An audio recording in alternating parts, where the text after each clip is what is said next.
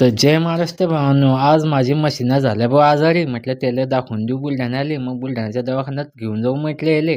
मग चाललो मग बुलढाण्याला. मग बुलढाण्यात आलं, घेतला भाऊ पहिले चहा. चहा घेतल्याशिवाय आपल्याला काय होत नाही भाऊ.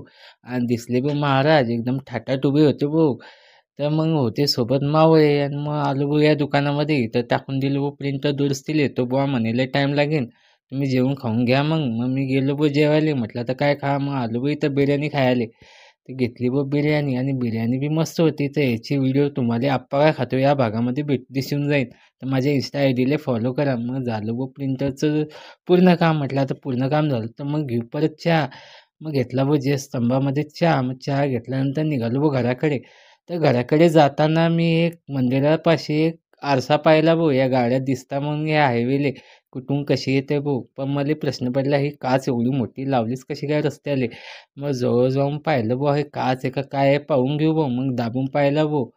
तर हे काय काच नव्हतं बुवा. हे काय होतं काय माहिती. तुम्ही सांगा कमेंटमध्ये हे काय आहे?